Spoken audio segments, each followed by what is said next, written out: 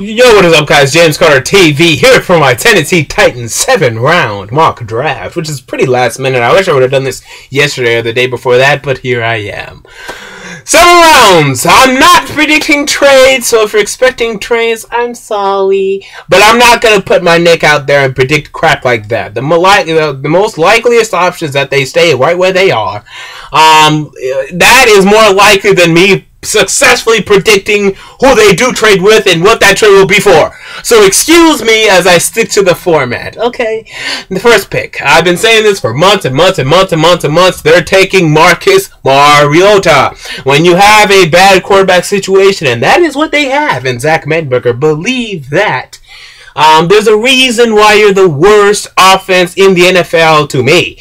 It's because you don't have a quarterback, ever. I mean, that is ever in the history of man. If you have the worst passing offense in the NFL, if you're 30th in scoring, you have a bad quarterback. That's just it, guys. That's just it. It has nothing to do with the offensive line or the wide receivers. If you're 30th in scoring, you don't have a good quarterback. It's really that simple. Drew Brees has had years where he's had bad talent around him. Philip Rivers has had years where he has had bad talent around him, and yet they do something. They're never less than 7-9 ever. Like Philip Rivers have never been 7-9 or worse. And who's he throwing to? Malcolm Floyd, and protected by a average starter and DJ Fluker and the rest of the offensive line? Please. Okay, a quarterback can get you at least 7 games all the time, every time.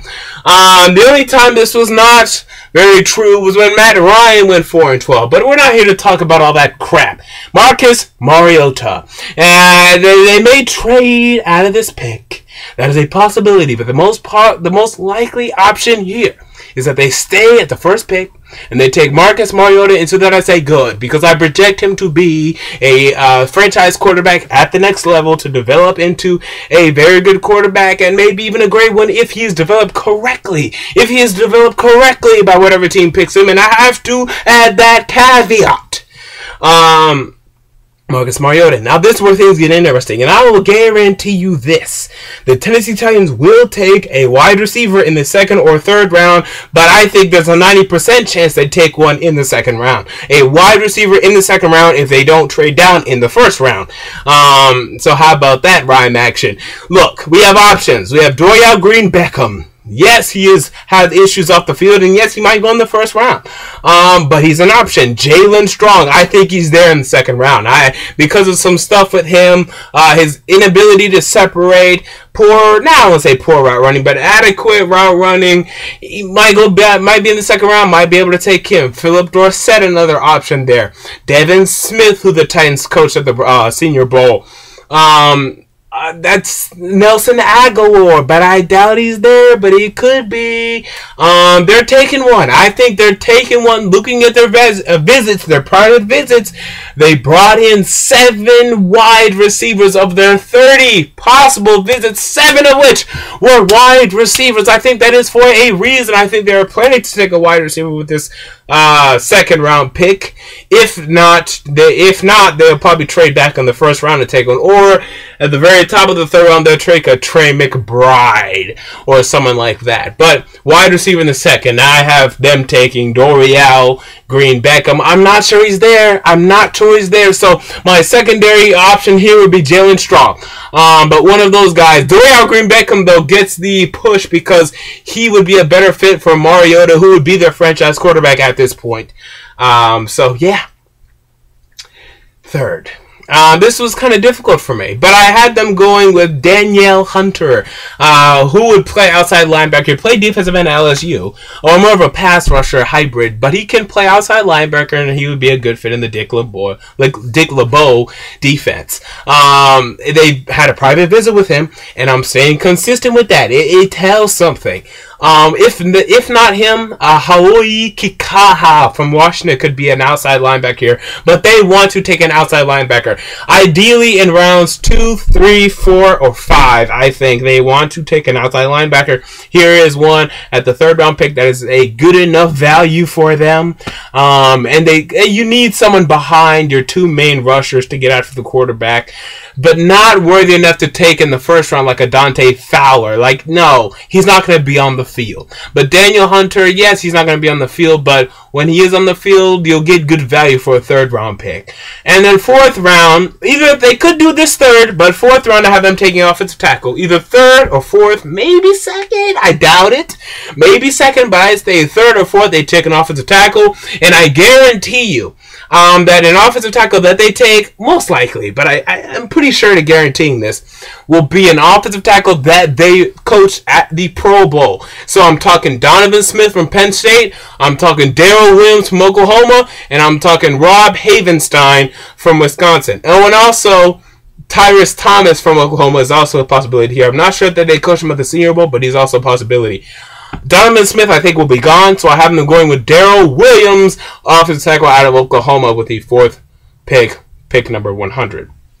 5th round. This was kind of tough for me. What did I pick? I already forgot. Okay, 5th round. They want a 3-4 defensive end to go in there to compete, be opposite side of Daryl Casey, just in case they don't get the production they want to out of Rapati Patoa Tua, or maybe they go with nose tackle, but a defensive lineman, at least one defensive lineman, not even at least, at most, and at least one defensive lineman being taken in this draft. By the Tennessee Titans. I have them taking Ray Drew, defensive end out of Georgia. Big guy, strong guy. He could play 3-4 defensive end for them. This would be a good pick for them. Also, guys like Travis Ricidi is a possibility here. Some other 3-4 defensive ends, but that's pretty much what I feel. And they could take one in the 3rd round, though. 3rd, 4th, or 5th. 3rd round, guy like Henry Anderson could be a possibility. Xavier Cooper from Washington State could be a possibility. Yeah, I mean, there's not many 3-4 defensive ends. Mario Williams, no, not Mario Williams, Mario Edwards from Florida State could be a possibility, so look out for that in the 3rd round. I think it's going to be 5th, I think it's going to be later on, but they're going to take one defensive lineman. 6th pick, I have them taking running back Karlos Williams, and I say thank God. Me and the Titans are on the same page this offseason. We're all thinking on the same page. Because you don't need to draft running back high. You know, the Bishop Sankey, let him develop, and if he doesn't, who cares? The Patriots pick up running backs every week, and they're successful. You don't need to have a consistent running back to be good in the NFL anymore. Who cares? Just get a kid out there and give him the ball, let him run around. And then, last pick, I've been taking offensive lineman. Either 5th, 6th, or 7th offensive lineman being taken. Or not 7th, they don't have a 7th. I've checked the Max Garcia out of Florida. They coached him at the, did they coach him at the Senior Bowl? I'm not sure, but they had him in for a visitor. They did something with him. Maybe it was a pro day, actually. So, yeah, offensive lineman, though, to compete with Brian Schwenke and Andy Levitri, so expect that to be taken. But I think these 7 positions that I have mocked, they will take. I think I'm on point on this. I think they're predictable when it comes to this. Maybe a corner. Maybe a corner will substitute one of these picks, but I feel very confident about what I predicted here. So tell me your predictions below. And until next time, James Carter TV, I'm out. Peace.